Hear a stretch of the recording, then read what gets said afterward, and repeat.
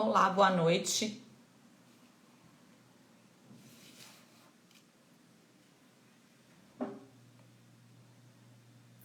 Olá, oi Cláudia, Paola, Thalita.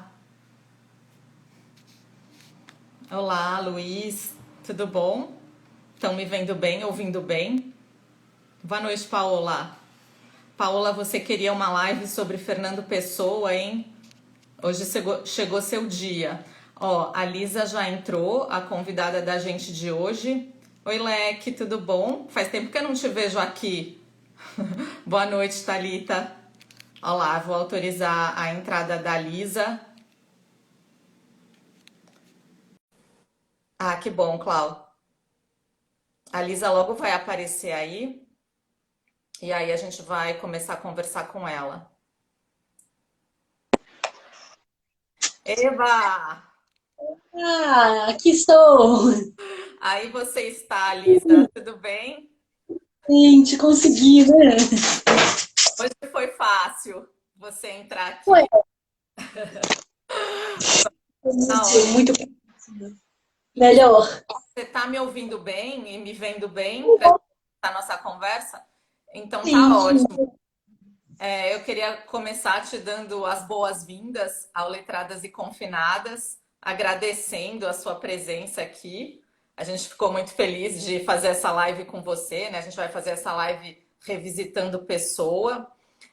Para quem, acho que as pessoas que estão aqui já devem ter assistido às nossas lives, mas para quem ainda não conhece o nosso projeto, as Letradas e Confinadas são três pesquisadoras de literatura, que são a Cláudia Maria de Vasconcelos, a Thalita Mochiuti e eu, a Lívia Bueloni Gonçalves, e a gente tem feito essas lives quinzenais com pesquisadores de literatura que vêm falar, né, sobre os seus livros, as suas pesquisas.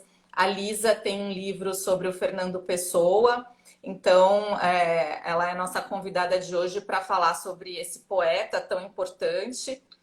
E eu vou começar falando um pouco sobre a Lisa, e antes da gente começar essa conversa. Então, que sejam todos bem-vindos aí, o pessoal que está entrando. A Lisa é mineira, tá falando lá de BH, né, Lisa?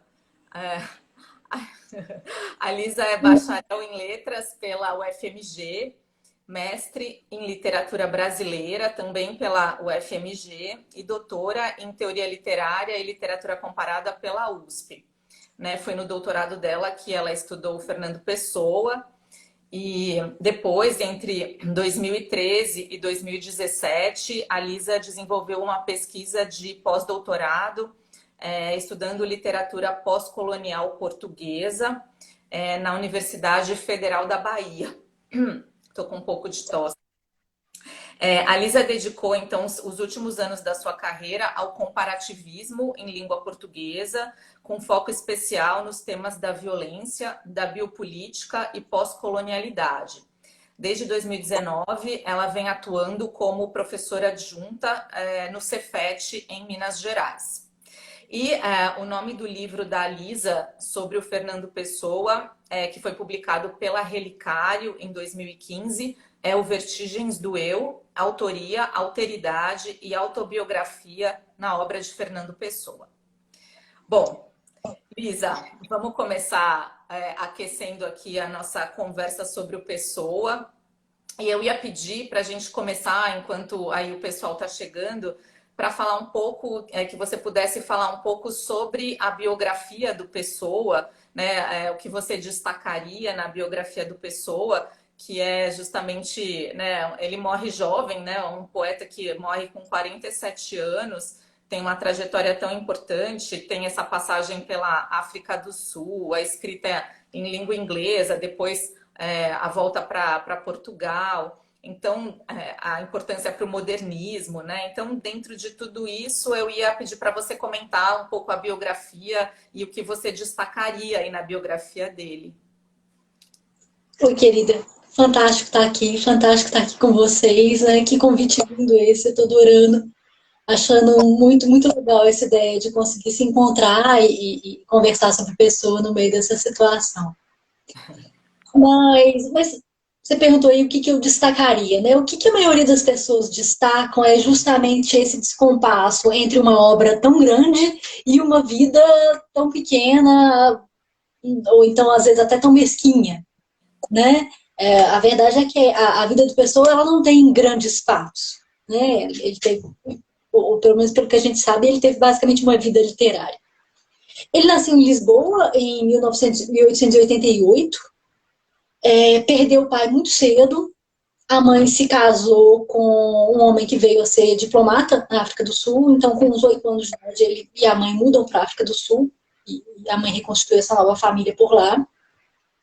Ele é educado na África do Sul, uma educação assim tradicionalmente inglesa, muito voltada para os clássicos, né, para as línguas estrangeiras, aprende obviamente grego, latim, tem de fato uma formação muito universal aí nessa, nessa colônia, né, que na época era uma colônia inglesa. Uhum. Quando ele está com 18, 19 anos, ele volta para Portugal para fazer faculdade de letras. A Uhum. família fica em Lisboa. Depois você vai ver que tem um pouco de discussão em relação a isso. Por que ele vai para Portugal? Por que ele não vai para Inglaterra? Os irmãos vão para Inglaterra porque eles não se adaptam em Portugal. Né? Uhum. Mas ele volta para Portugal, vai morar com a avó paterna, que ainda era viva, né? E nada funciona da maneira como a gente esperava. Ele larga a faculdade em 2 meses, a avó morre, ele ganha uma herança, tenta montar uma tipografia. A tipografia vai à falência antes de abrir, por conta de todos os gastos imprevistos que esse tipo de coisa obviamente implica, né? Uhum. Ele eventualmente consegue construir um pequeno grupo de intelectuais, né? Que é o Mário de Sá Carneiro, Almada Negreiros, eles montam a revista Orfeu juntos. Você vai ver que esse nome Orfeu tem aí um eco de órfão. E de fato todos eles eram, né? O Almada Negreiros tinha perdido a mãe cedo, o Mário de Sá Carneiro tinha perdido a mãe com 2 anos e o Fernando Pessoa tinha perdido o pai também muito cedo. Então Uhum. tem aí esse eco meio melancólico. Você A falou. Não, pode seguir, pode seguir. revista também não decola, né? Com o terceiro número pronto, ela não é publicada por falta de dinheiro. É mais ou menos nessa época que o Almada Negreiros vai para a França e que o Mário de Sá Carneiro se mata, né? E o Uhum. Pessoa fica numa situação muito triste, sozinho, sem dinheiro, morando em Lisboa, sem família e por aí vai. Uhum. Ele passa uns anos assim, né, trabalhando, fazendo serviços burocráticos como representante comercial de língua inglesa na Baixa de Lisboa, para todas as empresas que exportavam para a Inglaterra. Então ele faz esse papel. Mas principalmente o que ele quer é ter tempo para escrever. Então ele leva esse trabalho meio período, né? Fica de casa em casa, cada dia morando num lugar diferente, porque ele quer ter tempo para escrever. E tudo que ele escreve ele não publica. Ele vai guardando nessa gigantesca arca, né? Uma espécie de mítica arca que vai ser descoberta depois que ele morre. Uhum. Alguma coisa? Não, eu ia perguntar, é porque você começou falando, né, o que todo mundo destaca, e aí eu ia te perguntar se tem alguma coisa que você acha que as pessoas não destacam e que você gosta de falar nessa trajetória. E o que eu acho, eventualmente, o que a gente percebe é que é um pouco ingênuo essa história da gente querer que um grande poeta tenha uma grande vida, Uhum. né? É uma expectativa muito mais nossa do que dele, né? E muito mais de uma certa concepção romântica da literatura do que de como a literatura de fato é. Nós estamos cheios, né, de autores que tiveram vidas muito normais e muito pacíficas. Machado é um deles. Uhum. E E é o, óbvio que essa contraposição entre essa vida mesquinha e essa obra imensa, ela basicamente foi muito fomentada pelo João Gaspar Simões, que uhum. foi o primeiro livro dele e que queria fazer uma espécie de canonização, de fato, de Pessoa. Escreveu o Vida e Obra de Fernando Pessoa em 57 com essa ideia de vamos canonizar. A inspiração dele é na Baudelaire. E aí, então, ele transforma todas essas coisas que dão errado na vida de Pessoa como sendo um grandíssimo drama. Né? Coitado, sozinho, sem dinheiro, em Lisboa, né? Tudo dando errado. Mas o que a gente percebe pelos depoimentos das pessoas que conheciam ele, tem livro de entrevistas muito legal que é feito com a irmã, que é feito com umas pessoas super nada a ver, chamado Pessoa da Intimidade. Tem as cartas, tem cartas para a família. E a gente percebe que ele era uma pessoa muito de boa, que ele era uma pessoa muito bem-humorada. Uhum. Ele era uma pessoa de crianças, sabe? Dessas pessoas que é o engraçado da família. E ele queria exatamente isso. Né? Uhum. Ele queria a vida mesmo. Ele não queria trabalhar muito, ele não queria ganhar dinheiro. Uhum. Ele tem oportunidades. Né? A certo momento é oferecido para ele a cátedra de língua inglesa da faculdade da Universidade de Coimbra. Quer dizer, uma pessoa que fez 2 meses de faculdade de letras, de repente está lá sendo convidado para ser professor Uhum. catedrático. É uma super coisa. Ele recusa, ele fala que não quer. Porque ele quer isso, ele quer ficar em Lisboa e ter tempo para escrever. Uhum. Né? Porque ele publica só um livro, né? É só uma mensagem que ele publica. Mensagem no final da vida. Né? Mas ele vai publicando coisas esparçadas ao longo da vida. Ele solta uma seleção do Guardador de Rebanhos, ele Uhum. solta uma seleção do Reis, numa revista chamada Atena, que ele coordena. Uhum. Eventualmente, ele começa a participar muito numa revista chamada Presença, que é Uhum. uma revista que é o grande veículo da segunda fase do modernismo português, que foi inclusive conhecido como presencista. Uhum. Né? Era uma revista que foi fundada por um grupo na época, alunos de Direito da Uhum. Faculdade de Coimbra, que é o João Gaspar Simões, o Branquinho da Fonseca, o José Régio, e eventualmente o Adolfo Casais Monteiro. Uhum. E são eles que vão super valorizar o Pessoa, ele vai aparecer em vários números, vão ficar atrás dele pedindo poema, vão publicar Uhum. o terceiro volume da Orfeu, que estava pronto e nunca tinha sido publicado, Uhum. e vão fazer esse papel de tentar, de fato, valorizar o Pessoa. Tá ótimo.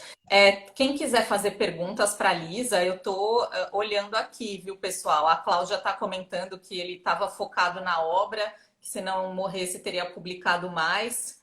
E, e o que eu queria entrar com você, Lisa, embora, né, a gente falou que não seria o foco, mas é uma coisa que não tem como a gente não passar, que é a questão da heteronímia, né, que é todo mundo associa, né, o Pessoa, então, né, tem o Alberto Caeiro, o Ricardo Reis, o Álvaro de Campos. Eu ia pedir para você falar um pouco também do Bernardo Soares, né? E, enfim, eu ia pedir para você comentar um pouco essa questão da como se deu essa heteronímia, né? Porque tem aquela história do dia triunfal, né? A história do Alberto Caeiro ser o mestre de todos, inclusive do próprio Pessoa.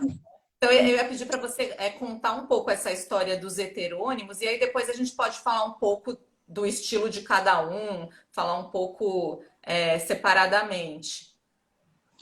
Ah, o Fernando Pessoa ele não é só o inventor da heteronímia, ele é o grande teorizador. Né? E ao longo da vida ele teoriza muito a heteronímia. Isso que você está falando a respeito do dia triunfal, ele escreve isso numa carta para Adolfo Casais Monteiro, e que tem. Ele escreve isso já no final da vida, é uma carta que vai ser publicada, ela sai inteirinha na presença. Então, é uma espécie de carta-testamento, em que ele se explica. Né? O que acontece com a pessoa é que ele se explica ali e se desexplica de lá. Igual essa carta, existem uma série de outras. Né? A Uhum, gente não sabe bem o que é a verdade, o que não é. Né? É importante a gente manter em mente que o Caeiro, o Reis e o Álvaro de Campos não são os únicos heterônimos. No Pessoa por Conhecer, a Teresa Rita Lopes inventaria 74 heterônimos. ah, isso é legal você falar um pouco. Acho que isso é legal. Tem heterônimo em inglês, tem um heterônimo que é um detetive, tem heterônimos mulheres, Uhum, umas três. É, ou seja, de fato ali uma multiplicação imensa de eus. Né?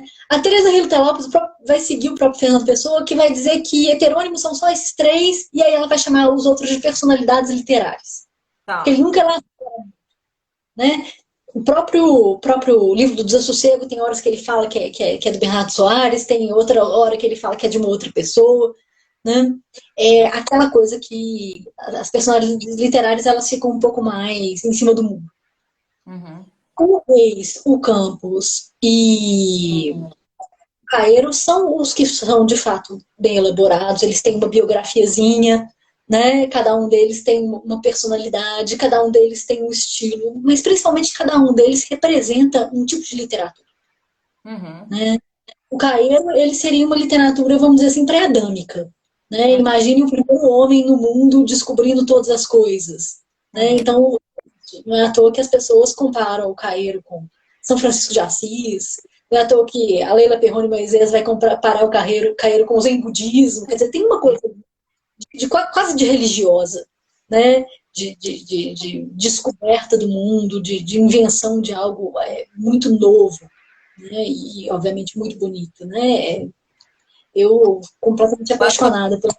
Esteban, eu adoro. É difícil não ser.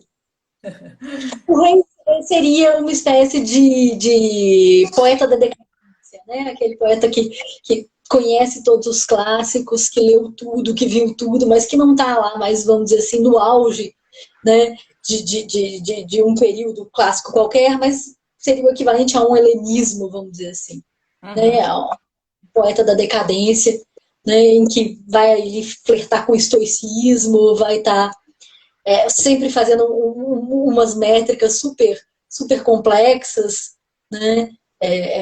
Uma poesia de fato muito erudita. Uhum. E o Álvaro de Campos, ele é o grande moderno. Uhum. Né? Ele tem uma biografia que é moderna, ele é engenheiro, ele estudou no exterior, né? Ele gosta de navios.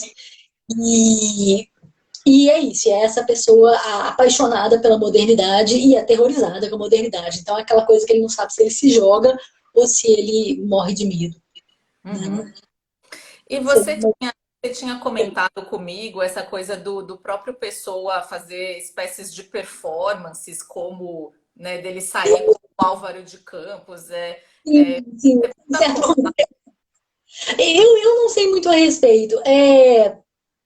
O que a gente sabe é que a verdade é que o Reis e o Campos foram poetas de juventude. Né?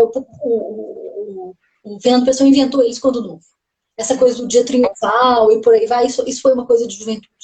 E ele para de escrever. Ele escreve no nome dos dois e pronto, que a coisa acaba. Mas o Álvaro de Campos não. O Álvaro de Campos acompanha ele a vida inteira. O livro do Uhum. Desassossego também. Então ele passa o resto da vida escrevendo Campos e escrevendo o livro do Desassossego. E é por isso que o Campos ele tem um arco. Né? Se você lê a poesia do Campos, você vê que ela muda muito, porque ela amadurece junto com o poeta. Uhum. Enquanto a do Reis e a do Caeiro são aquelas poesias meio que congeladas na sua perfeição. Uhum. Então é isso, é uma figura que o acompanha ao longo da vida, né? Ele leva o campus consigo e em um certo momento ele vai encontrar com esses garotos da presença. E Uhum. aí ele teoricamente com o campus incorporado, assim. Eu não sei o que isso significa, mas eu sei que a coisa não deu muito certo, que o Régio, que era a pessoa que principalmente estava lá para encontrar com ele, ficou meio chateado com essa situação, achou que era uma piada e por aí vai e tal. Uhum. E é mais ou menos isso, sabe? Coisa E o não. Bernardo Soares? Bernardo Soares, o próprio Fernando Pessoa chama ele de semi-heterônimo. Semi-heterônimo. Por, porque ele até tem uma biografia e por aí vai, mas ele escreve no mesmo estilo do Ortônio. Tá. Né? Ele escreve exatamente. Enquanto os outros têm, de fato, um estilo diferente, uma metrificação diferente, questões diferentes colocadas ali. No Bernardo Soares, não. Ele fala que o Bernardo Soares é ele escrevendo em prosa. Tá. Uhum. Seria E, isso. você tinha comentado essa questão de pensar na própria relação da forma e do conteúdo, uma tensão que você observava, né, na métrica e no conteúdo de alguns poemas. Você quer falar um pouco sobre isso? Que eu achei interessante ouvir você falar sobre isso.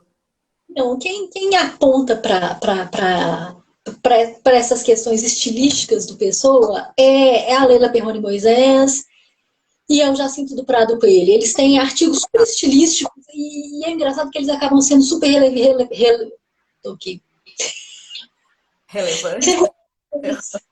Mas o que a Leila vai dizer é que a marca do o pessoa ortônimo, ele acaba ganhando nessa conjuntura uma estatura semelhante a de um heterônimo.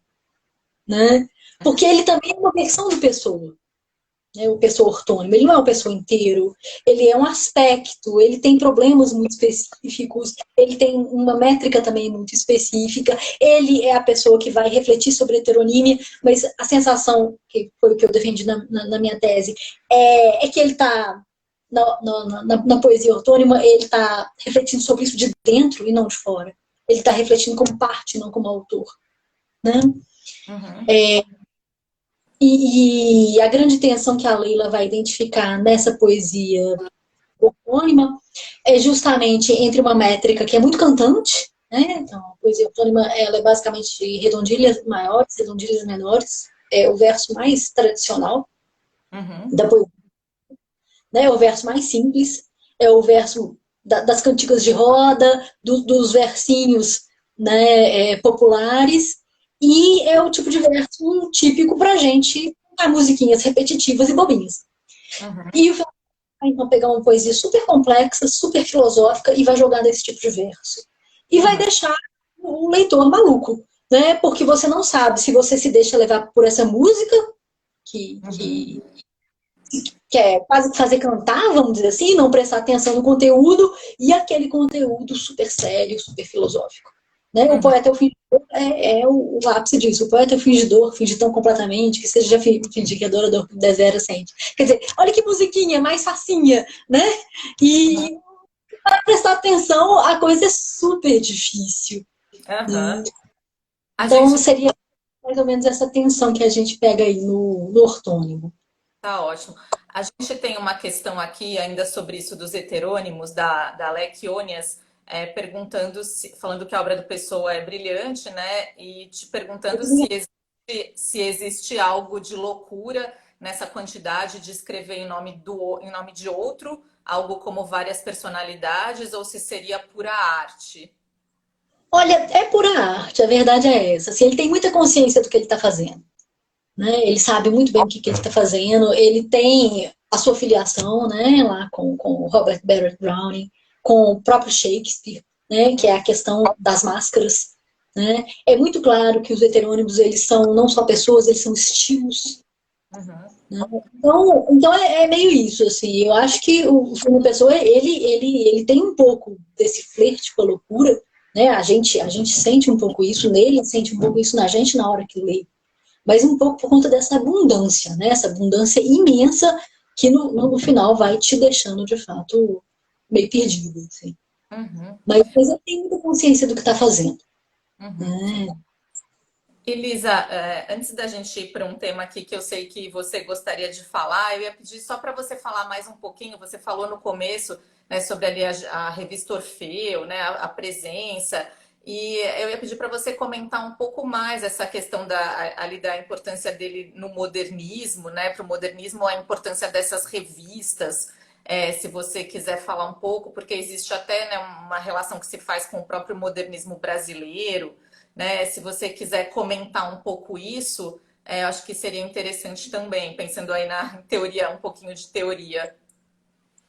Então, o que a gente sente em relação ao modernismo português e brasileiro é que eles têm uma relação bastante paralela, né? Uhum. É, uma ressalva que é super importante é que a gente, por conta disso, do Mário de Sá Carneiro morrer, do Almada Negreiro abandonar a literatura e do Fernando Pessoa não publicar, ele escrevia e não publicava. Né? A gente vai ler a integridade da poesia dele depois que ele morre. Né? Então, por conta disso, a gente sente que esse primeiro modernismo ele foi podado. Então, ele Tá. não está ali, como se diz assim, para fazer a mesma coisa que o nosso, que é fecundar as gerações seguintes. Uhum. Então, a gente tem esse primeiro modernismo, que seria esse modernismo da Orfeu, que é meio podado, vamos dizer assim, ele não chega no público, né? Ou Porque pelo menos ele não chega no público imediatamente. uma polêmica, uma reação, eu não sei se eu estou falando besteira, mas foi complicada, não foi ali o. Porque Sim, claro. Da mesma Orfeu. maneira que o modernismo de 22 aqui foi mal recebido, a Orfeu foi muitíssimo mal recebida. Uhum. Né? Teve uma revista, por exemplo, que não foi feita pelo pessoal, mas foi feita por um grupo de amigos, que é a Portugal Futurista, ela chegou a ser recolhida da banca. Uhum. Porque aquelas coisas eram consideradas meio que quase que indecentes, né? Uhum. É uma sociedade conservadora, pequena, aquilo lá foi considerado muito estranho e disruptor na época. Mas acho que isso faz parte. O modernismo ele foi assim em tudo quanto é lugar, né? Aquele primeiro modernismo que de fato veio quebrar paradigmas, jogar coisas no chão, ele foi a princípio mal recebido, mas eventualmente ele chega lá. O que Uhum. acontece com pessoa que de fato a gente sente que esse modernismo ele não ficou para, como se diz assim, fecundar essa segunda geração. E a Uhum. gente tem uma segunda geração que é essa geração da presença, que é essa geração de universitários, que é uma literatura mais psicológica, mais subjetiva, né? Que Uhum. estabelece com o pessoa uma relação ao mesmo tempo de admiração, mas também de rixa, né? Eu falo para as pessoas que lembra muito a polêmica, por exemplo, do Grupo Clima com o Oswald. Aquele Uhum. povo que adora, mas que queria botar uma rédea naquilo ali. Né? De um grupo de universitários que gostaria, né, de pegar o Oswald, que é aquela força da natureza, e dar uma enquadrada. Então tem isso, essa coisa, eles ficarem tentando enquadrar a pessoa meio tirando o corpo fora, Uhum. né? Eventualmente ele morre e as coisas são publicadas. E aí, em 1960, finalmente a gente vai ter uma volta, né, desse aspecto criativo, desregrado do modernismo com o Mário Cesário. Né? Tá. Então, quer dizer, é como se o modernismo português passasse por uma espécie de recalque, né? Uhum. E a coisa volta, a ficha cai, né? Quando a pessoa finalmente é publicada e o povo, né, consegue ler. Né? Tem umas perguntas que chegaram aqui, do Tomás Amorim, perguntando se você poderia falar um pouco mais sobre essas heterônimas mulheres. E ele Uhum. que é interessante pensar essa transgeneralidade no duplo sentido literário e de identidade de gênero. E depois tem Uhum. uma outra pergunta da Paola pedindo para você falar um pouco sobre mensagem, se você poderia falar um pouco sobre a obra Claro. Mensagem. É, E a Cláudia perguntando se você podia ler um poema dele. Então, são muitas Nossa, coisas. É, Vamos pior que ver. tá tudo na estante lá em cima. Não, mas vamos ver. Você Sim, puder. eu pensei nisso em ler o poema dele. Um poema, por exemplo, que teria tudo a ver ler aqui é o Lisbon Revisited. Uhum, É a Lisboa Revisitada, né? Vou achar ele aqui, daqui a pouco eu leio, peraí. Mas tá bom. enquanto isso, os heterônimos femininos, né? Eu me lembro pessoalmente só de uma, que é uma mulher, Maria José, que ela escreve uma série de cartas pro seu crush, vamos dizer assim. Né? E é isso, é uma mulher feia, corcunda, horrorosa, né? E que vai escrever cartas lá para o cara bonito que não tá nem aí para ela. Fernando Pessoa ele não elabora muito bem mulheres, mas ele se identifica muito com elas, né? É, a gente tem, obviamente, na obra dele uma série de tensões, né? Que são acho que tensões mais ou menos conhecidas entre o dentro e o fora, entre o eu e o outro, entre essa multiplicidade da literatura e esse grande vazio da vida pessoal, né? Entre essa vontade de se comunicar com tudo e essa vontade de se isolar. Mas o que a gente percebe é isso, assim, é que ele está sempre tentando traduzir sentimentos que surgem nele e ele traduz esses sentimentos colocando eles na boca de alguma pessoa que falaria isso bem. Né? Então, quando ele fala em nome das mulheres, é sempre essa questão do abandono, da solidão. Isso está em algum lugar? Porque eu nunca li isso. Isso tá em poemas, está na ceifeira, né? É, Uhum. é um poema que eu poderia ler, deixa eu achar ele aqui. E aí, depois que você achar o poema, tem essa questão se você poderia falar um pouco sobre mensagem.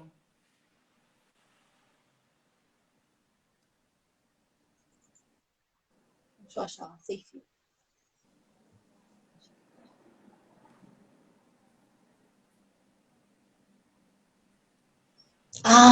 Vamos juntar as duas coisas, né? Falar de mulheres e ao mesmo tempo ler um poema.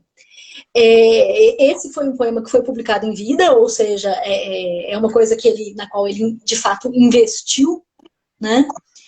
Tem uma inspiração inglesa, né? Existem, né, países na Escócia onde mulheres ceifam sozinha e ele se inspira meio que nisso. Uhum. Começa assim. Ela canta, pobre ceifeira, julgando-se feliz talvez. Canta e ceifa, e sua voz cheia de alegre e anônima viuvez. Ondula como um canto de ave, no ar limpo como um limiar, e arcurvas no enredo suave do som que ela tem a cantar. Ouvi-la alegra e entristece, da sua voz ao campo e à lida, e canta como se tivesse mais razões para cantar do que a vida. Canta sem razão, o que em mim sente está pensando. Derrama no meu coração a sua incerteza, voz ondeando. A poder ser tu sendo eu, ter a sua alegre inconsciência e a consciência disso. Ó céu, ó campo, ó canção, a ciência pesa tanto e a vida tão breve. Entrai por mim dentro, tornar minha alma vossa sombra leve. Depois, levando-me, passai.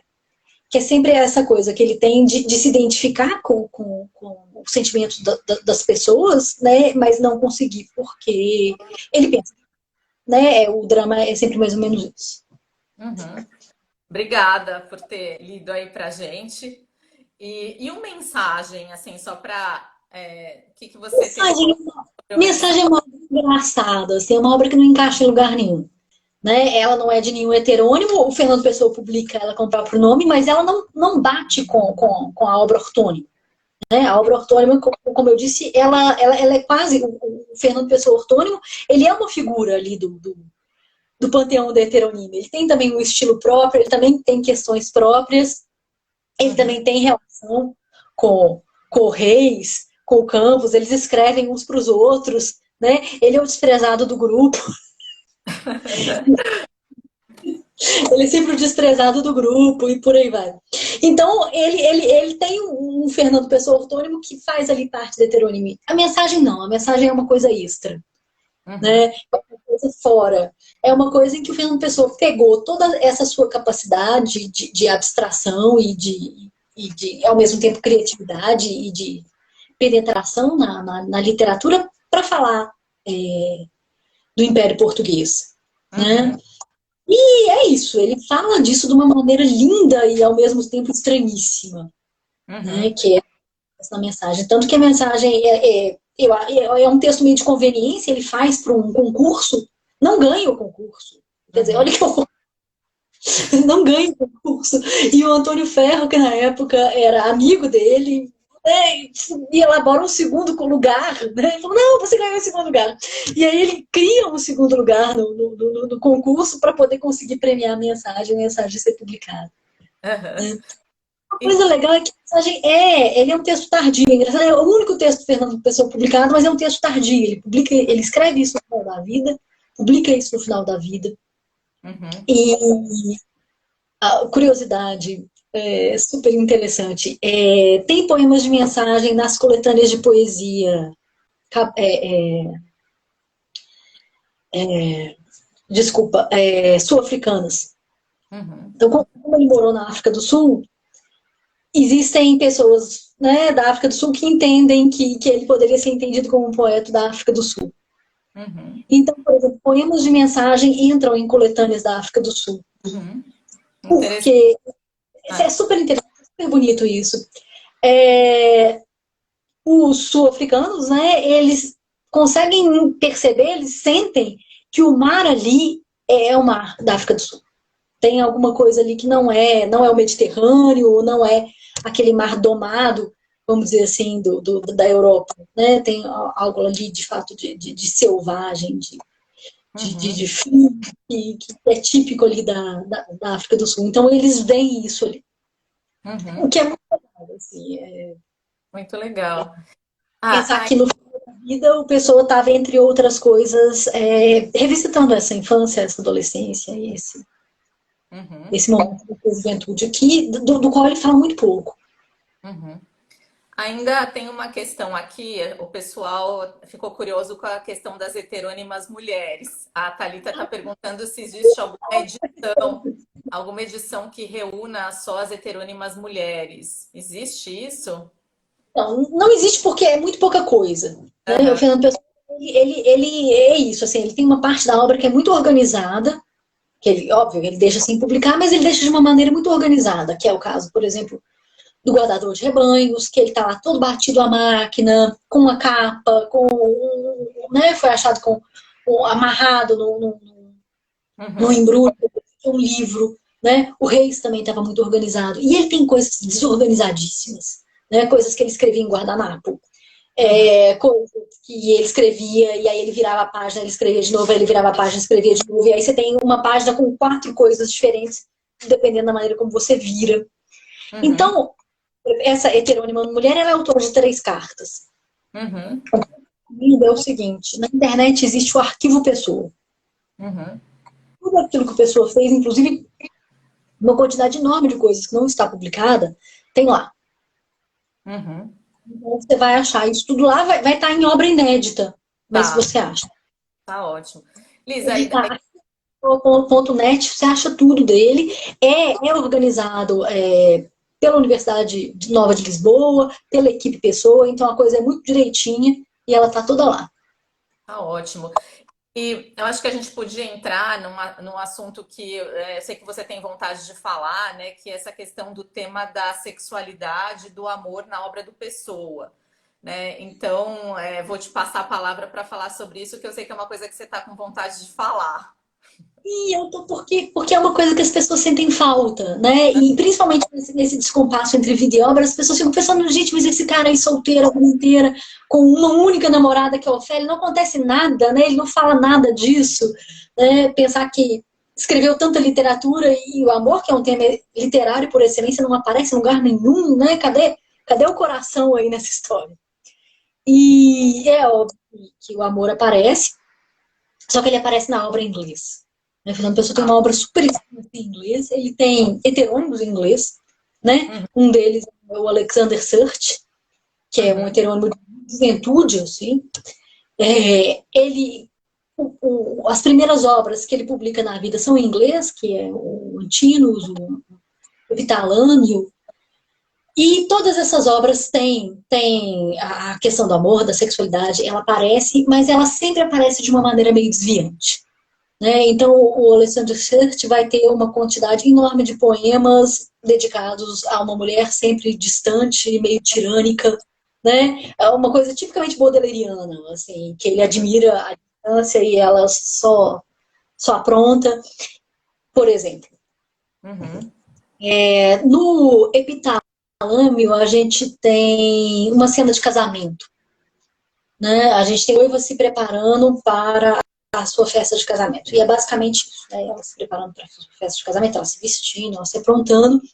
Só que todas as imagens, né, dessa que deveria ser uma ocasião festiva e feliz, são imagens de violência.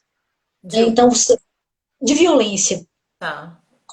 Né? Então, assim, é óbvio que não é uma violência explícita, mas você vê, por exemplo, a luz que atravessa a janela como se fosse uma faca.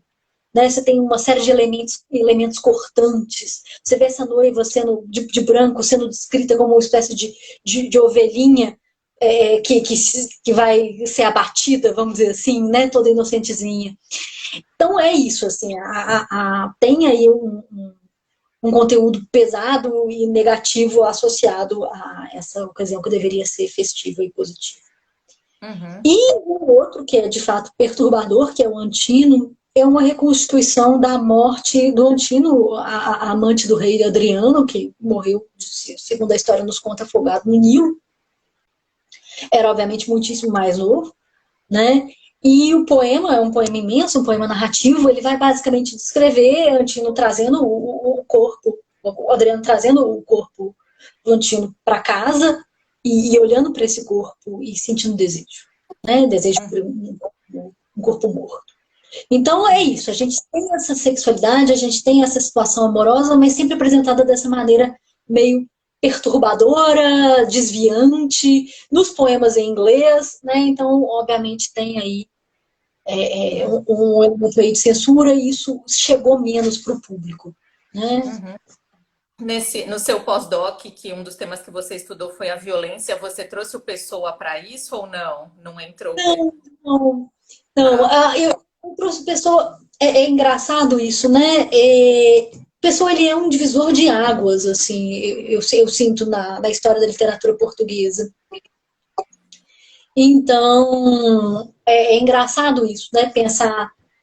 Pensar esse momento que ele morre, que é 1935, que é as vésperas da instalação do Estado Novo, e de uma série de coisas políticas que vai suceder, de fato, muito negativas, da Guerra da Espanha, que para Portugal ela chega muito próxima, né? A Guerra Civil Espanhola bateu ali na porta, né?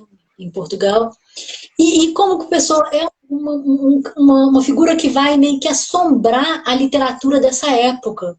Né? O maior caso é o Ano da Morte de Ricardo Reis, em que vai ser um livro em que é justamente essa passagem, esse período, né? Ainda criativo, talvez um pouco ingênuo, do primeiro modernismo, por um segundo período de fato terrível, que é o que vai se suceder aí, e que vai eventualmente ser elaborado numa literatura mais social, né, mais voltada para problemas concretos. Uhum. Né? Então, a minha grande inspiração foi isso, foi pegar o Ano da Morte de Ricardo Reis como uma espécie de divisor de águas e pensar, beleza, e o que vem depois? Uhum. Né? Entendi. E você queria, eu ia pedir para você falar um pouco também da questão das publicações, né? Porque você falou que também observa esses movimentos editoriais em torno da obra do Pessoa, né? Como que isso está acontecendo agora, como isso acontece hoje. Você pode falar um pouco disso também? Esses movimentos aí de pesquisa em torno do Pessoa? O que acontece é que o Fernando Pessoa ele morre praticamente não publicado. Né? E, a princípio, a família dele não tinha ideia. Né? Sabia que ele escrevia um poema ou outro por aí, né? Ele fazia umas coisas engraçadas pro aniversário das pessoas. Mas eles de fato não tinham noção daquela obra imensa guardada. E eles Uhum, são muito legais, muito tranquilos. Eles abrem as portas total, a princípio, para essa geração presença, que vai ser o Adolfo Casais Monteiro, Luiz de Montalvor, o próprio João Gaspar Simões, que vão sentar e vão organizar as primeiras edições do Fernando Pessoa. Né? uhum, São edições que vão sair por uma editora chamada Ática. Né? Vai sair também o Vida e Obra de Fernando Pessoa, que vai ser super mal recebido pela família, em 57. O João Gaspar Simões revela lá coisas que a irmã dele fica super chateada, por exemplo, que ele bebia. Né? O João Gaspar Simões desenvolve essa tese meio poeta maldito, que para a família dele pega super mal, fica parecendo que eles largaram pessoa que não é tão verdade assim.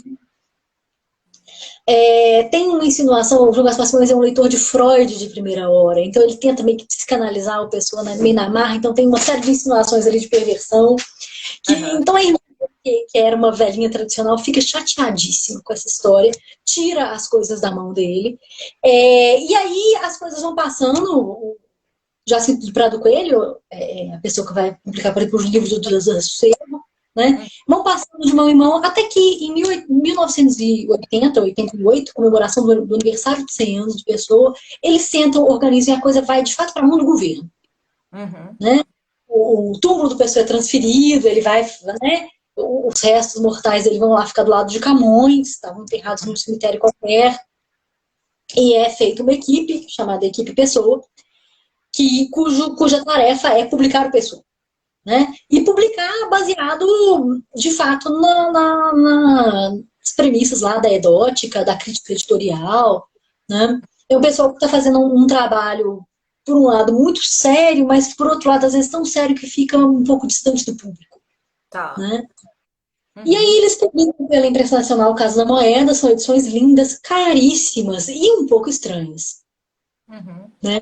Um pouco estranhas, porque a ideia principalmente é respeitar a, a, como se diz assim, a vontade do autor. A gente não sabe exatamente qual vontade era essa. Fernando Pessoa ele ficava fazendo planos, desfazendo, né? uhum, Fazia coisa, corrigia por cima, uhum, e o resultado é que essas obras elas são um pouco diferentes, né? Elas trazem variações em cima do original, né? Mas estão lá, estão sendo publicadas. Até hoje tem inéditos, né? Muitos inéditos. Mas é isso, a qualidade deles é muito pior. Né? As tá. coisas de fato boas, as coisas de fato interessantes, já saíram há muito tempo. Então, Tá. existe um movimento editorial grande em torno do Pessoa, existe uma rixa entre a imprensa nacional e a Círio Alvim, né, que é a editora, então, ligada à Universidade Nova de Lisboa, que tem também um grupo que pesquisa, como ainda mais agora ele é domínio público, todo mundo publica, todo mundo organiza. Uhum. Eles ficam lá, um publica um livro, o outro publica o outro, Uhum. vendo quem publica mais. E é isso, assim, é uma multiplicidade, por um lado interessante, por outro lado também meio alienada, meio afastada do público, que obviamente não tem dinheiro nem paciência para comprar isso tudo. Né? A Uhum. certa altura, a Vi começou a publicar aqui no Brasil pela Companhia das Letras, são aquelas editoras, aquelas edições lindas que saíram da Companhia das Letras há uns anos atrás. E é isso, assim, depois de publicar 2 calhamaços de 400 páginas do Ortônimo, na hora que saiu o terceiro, eles resolveram que não iam publicar mais, porque ninguém aguentava, né? Ninguém Uhum. aguenta ler isso. Uhum.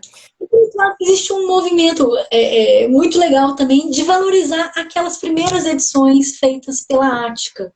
E Uhum. de falar isso, assim, as pessoas que estavam fazendo isso eram poetas, eram amigas do Pessoa, conheciam ele, são pessoas que têm ouvido, que têm sensibilidade, e na hora que a gente compara essa poesia um pouco estranha, né, que é essa super teoricamente correta da impressão nacional com aquela antiga, que era feita de uma maneira meio intuitiva, a sensação é que a primeira é muito mais palatável, faz muito Uhum. mais sentido. Uhum. Então, Tem duas perguntas que chegaram aqui também do Luiz Sandes, perguntando sobre o círculo de amizades literárias do Pessoa, né? Se é uhum. recente. Também perguntando isso da editora, mas acho que você já respondeu, né? Que teve essas edições, perguntando se você destacaria alguma editora que edita bem o Fernando Pessoa. Mas aí, A Companhia das Letras sim, edita bem. você Companhia das respondeu. Letras. É. E essa questão das amizades literárias. Então, a gente tem grandes períodos de solidão, né? Acho que a mais importante delas é com o Mário de Sacarneiro. Uhum, Eles não só fizeram uma série de coisas juntos, eles escreviam muitas vezes de maneira semelhante. Eles têm uma correspondência muito bonita, que infelizmente só existe metade, né? Só existe as cartas do Mário de Sacarneiro por Pessoa, porque Pessoa guardou. Mas quando o Sacarneiro se mata, tudo dele se perde, né? uhum, O pai dele consegue chegar em Paris anos depois e já não tinha mais nada lá. uhum, Mas a gente então tem essa primeira amizade que foi super profícua, ela que deu origem a Orfeu, né? uhum, A gente tem alguns grandes períodos de solidão. A gente tem essa relação ambígua de amizade, rivalidade com o grupo da presença, uhum. né? E a gente tem algumas histórias super engraçadas, por exemplo, vocês já devem ter ouvido falar de uma correspondência, por exemplo, que o pessoal manteve com Aleister Crowley, com uma Não. espécie de... Gente, o Aleister Crowley, ele tem um nome aqui que eu tenho que achar qualquer.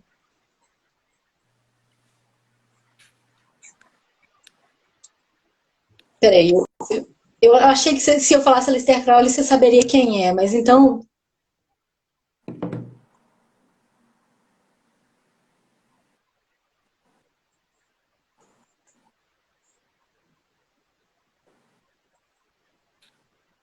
O Aleister Crowley, bom, não estou achando aqui como ele era conhecido. Ele tem um título esquisito que ele deu para si mesmo, ele era uma espécie de mago, né? Tá. Que fez um sucesso danado, né? Nos anos 30 com umas ideias lá muito estranhas. E escrevia uns poemas, né? E por aí vai. E a certa altura o Fernando Pessoa pega um poema dele chamado Vinal ao Sol, traduz e publica. Na hora que ele publica, o povo fala, nossa, mas esse é seu novo heterônimo. Ele fala, não, não, não é. Isso aí esse é uma pessoa que de fato existe. E os Aham, dois mandaram correspondência durante algum tempo, por conta dessa publicação, dessa tradução. Eventualmente o Aleister Crowley começa a tratar o Fernando Pessoa como uma espécie de discípulo, querendo dinheiro, querendo... A pessoa tira o corpo fora, né? aham, Param de se falar, e do nada o Aleister Crowley aparece em Lisboa, um ano depois, né? Aí aparece em Lisboa, fica umas semanas num hotel, e vai para Lisboa, assim, sendo perseguido por credores, né? Porque devia dinheiro para todo mundo, era um grandíssimo fanfarrão e por aí vai. Uhum. Ah, é a besta 666. Não sei se você já ouviu falar dessa figura. O Alistair Jordan conheceu a besta 666, que é um bebê Essa é diabólico. uma história engraçada. História hilária. E aí, ele resolve, então, que ele tem que ir embora de Lisboa, porque ele não tem dinheiro para pagar o hotel. E aí ele resolve fingir o suicídio dele, para ele não ter que pagar o hotel.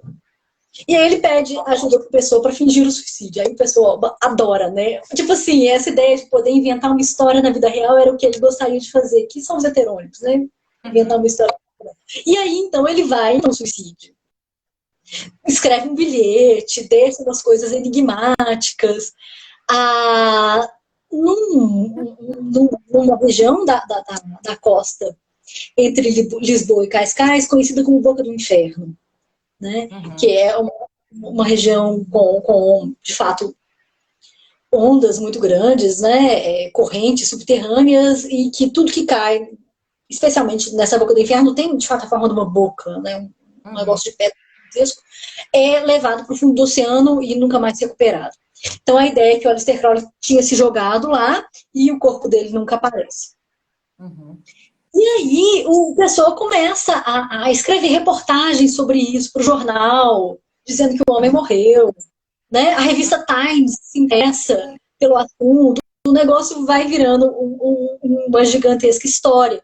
Que era isso. E aí o pessoal deita e rola, né? Ele faz a história render até o limite, ninguém mais queria saber disso e ele estava lá. Né? Eventualmente, ele tem um heterônimo que é um detetive. Eventualmente, ele faz uma história de detetive com o desaparecimento do Aleister Crowley. Aham. E Lisa, a gente já está chegando mais ou menos no finalzinho da live, e a gente sempre pede no final para se você podia também falar de alguns livros, dar algumas dicas de leitura para quem quer estudar o Pessoa. Não sei se tem coisas que você gostaria de destacar na bibliografia. E se o Nossa, pessoal tiver mais pergunta, pode colocar aqui, porque agora a gente está na reta final. E eu vou pedir então para você dar essas dicas. então, eu recomendo o livro da Leila Perrone Moisés, que chama Fernando Pessoa, Além do Eu, a Quem do Outro. Uhum. Eu recomendo a Cleonice Berardinelli, que tem um chamado Fernando Pessoa, Outra Vez Te Revejo. Uhum. Eu recomendo um artigo, até que não sei se foi você que me falou, que é o do Benedito Nunes. Sim, acho que foi a Cláudia que comentou esse artigo do Nunes, que é uma introdução, né? Uhum. Exatamente. Chama Os Outros de Fernando Pessoa. Uhum. E o Otávio Paz também tem um artigo introdutório muito bonito e ao mesmo tempo muito sintético, assim, que consegue captar muita coisa. Deixa eu achar aqui o nome dele, eu tô até com o livro. O Desconhecido de Si Mesmo, Fernando Pessoa. Você vê que os nomes Ah, são todos eles, né? Então a gente a confunde. Mas é sempre isso, assim. uhum. A Paula está comentando aqui que tinha a impressão que o Pessoa era bem antissocial. Na verdade, tinha muitas facetas, né? Pelo que você está. Essa é uma faceta que é a da presença, Uhum. né? Que são esses meninos mais novos que queriam colocar ele nesse lugar de mentor e ele não se prestou a isso. Então teve isso. Óbvio que ele também faz uma série de gafes, né? Então, por exemplo, não sei se você sabe, mas o primeiro marido da Cecília Meirelles era português e Uhum. ele chegou a trabalhar com pessoa na Águia durante um tempo. Então, quando a Cecília Meirelles vai a Portugal, ela tem uma relação com Portugal super especial, porque ela tem família portuguesa e por aí vai. Falar sobre poesia brasileira, ela entra em contato com a pessoa. Uhum. E ele dá um bolo nela. Assim, muito bolo. Oi? Ah, vamos encontrar. Ele dá um bolo nela, muito feio. Uhum. Proposital, assim. Ele fala, vamos encontrar no café tal. E aí ela vai, senta e fica lá esperando. E ele não aparece. Aí ela volta pro hotel e tem um exemplar da mensagem assinado por ele. Quer dizer, ele Uhum. não foi, foi no hotel, entregou o livro e foi embora. De fato, não Uhum. queria encontrar. Então tem umas coisas assim, sabe? Tem Uhum. umas, Certo. né? que é isso, assim, eu não sei se foi a Cláudia que estava me perguntando, ele tinha noção do que ele era, né? Ele tinha noção que ele era fantástico desse jeito? Ele tinha noção total, né? Uhum, Ele sabia direitinho que aquilo que ele fazia era fenomenal. Ele sabia direitinho que ele era tipo um Shakespeare, ele sabia isso direitinho. O que ele não sabia é o que fazer com isso. uhum, O que a gente isso aqui é o drama, tipo, isso, beleza, publico e arraso ou não, né? Por outro lado, planos completamente mirabolantes, né? Se você lê as listas dele, dos planos que ele tinha de publicação, era um negócio monumental. Assim. Então eu uhum. vou publicar a poesia do Reis, a poesia do Campos, a poesia do Caeira, aí eu vou traduzir todo o Shakespeare, o Goethe, o nananã, vai sair um livro. E, sério, isso é um livro? Aham. Então, assim, ideias completamente mirabolantes, é, é, incrivelmente ambiciosas, mesmo para ele, que foi uma pessoa super versátil, né? Escreveu livros sobre economia, tentou patentear a invenção, né? Adorava editar coisa dos outros. Eu acho que então é isso, assim, Tá. a sensação que dá é que ele se sentia talvez meio desconfortável com essa posição de ser admirado, de ser idolatrado, e ele foge um pouco desse lugar. Tá ótimo. Lisa, eu não teria agora mais nenhuma pergunta para te fazer. Não sei se você quer, falar alguma coisa que a gente não tenha abordado aqui, alguma coisa que ficou por falar, que você gostaria de falar. Se não, a gente. Isso é muito legal, leiam, é muito legal. A coisa é um mundo, assim, a coisa é o mundo. E é isso, assim, meu livro se chama Vertigem, mas eu também tinha uma sensação meio de vertigem ao pessoa, que eu não sabia se eu me julgava ou se eu me continha, né? Uhum. E que é um pouco essa grande fantasia da literatura que ele cria, que você não sabe se você cai de boca ou se você se esconde, né? Ele mesmo não sabe, né? O que eu fiz foi tentar mostrar como que na poesia ortônima ele reflete meio de dentro mesmo, né? Em vez de ser de fora da posição de autor, ele se reflete de dentro, como que ele sente em relação a isso, é meio apavorante. Mas você fala do ortônimo também como uma espécie de personagem, na Sim, sua tese? Sim. sim, porque ele é, né? O Ortônimo é uma espécie de personagem. Ele é um personagem que tem o nome de Fernando Pessoa. Mas ele tem as características de uma personagem. Ele não é o Fernando Pessoa eu físico, né? Ele não corresponde a isso. Ele corresponde a uma faceta da obra do Pessoa. Inclusive, você consegue identificar ela ali em alguns momentos. No, quem defende isso é o Jacinto do Prado Coelho. Tá. Né? No Unidade e Diversidade do Fernando Pessoa, ele coloca o ortônimo como sendo mais um heterônimo. Né? Uhum. Que é como o Fernando Pessoa se figura na ficção heteronímia. Ele se coloca como discípulo de Caeiro, ele se coloca como amigo ligeiramente desprezado Aham. do campus. Né? Ele tem como se diz ali, um papel ali naquela ficção. Uhum. Então, pensar isso. Bom, mas como é que ele fala dessa ficção de dentro? Né? E aí eu tentei mapear um pouco isso, né? Mapear os poemas que falavam disso, mapear como que isso era trabalhado. E é sempre essa posição da pessoa que, por um lado, se deixa fascinar, né? Uhum. Por a maravilha da literatura, mas que no final do dia é meio que deixada sozinha, porque todo mundo vai embora e larga ela para trás. Uhum. Não, o pessoal está aqui agradecendo, dizendo que o papo foi muito bom, que uma nova face do poeta se revelou. A Cláudia falando que aprendeu muito, eu também aprendi muito, gostei muito Ótimo. de falar aqui com você e queria te agradecer, Elisa, pela conversa e obrigada por ter aceitado o convite. Espero que o pessoal se interesse e vá atrás dos livros e de ler o Pessoa. E a gente vai encerrar então. Eu te mando um beijo aí para BH. Saudade Perfeito. É e bom espero demais falar com você. muito bom. E até breve, Lisa. Pessoal, vou encerrar aqui a live. Obrigada por todo mundo que apareceu, pelas perguntas e ficamos por aqui. Tchau, tchau. Obrigada.